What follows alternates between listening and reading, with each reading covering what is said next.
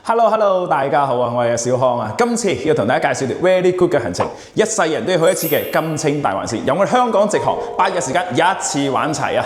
咁啊，我哋從蘭州落機啦，我哋金青之旅咧就正式開始啦，各位。先到我哋蘭州嘅中心，嘆下我哋西北特色嘅小食，用條脷仔啊，感受下我哋絲路嘅風情先。好，我哋今次咧就會從張掖出發啦，穿越到我哋河西嘅走廊喎，嚟到我哋蕭南啊裕固族嘅風情走廊，康樂草原一齊感受天然嘅大洋馬啦，帶你深入絲綢之路嘅明珠敦煌，嚟到我哋鳴沙山月牙泉，感受下大漠孤煙嘅壯麗景緻。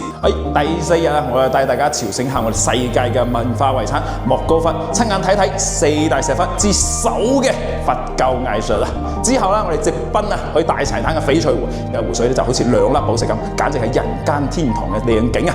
第5日嚟到我哋成個行程嘅重頭戲啦，去網紅必定打卡嘅茶卡爾湖天空1號，喺天空之鏡以前影相打卡，轉頭再去埋我哋全中國最大嘅青海湖，睇下成個遼闊嘅草原，成個人都放鬆晒。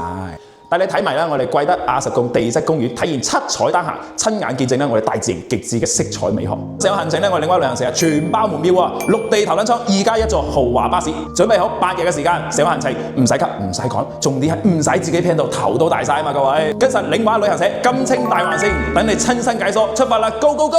秒速關注更多筍嘢，跟實領華旅遊社。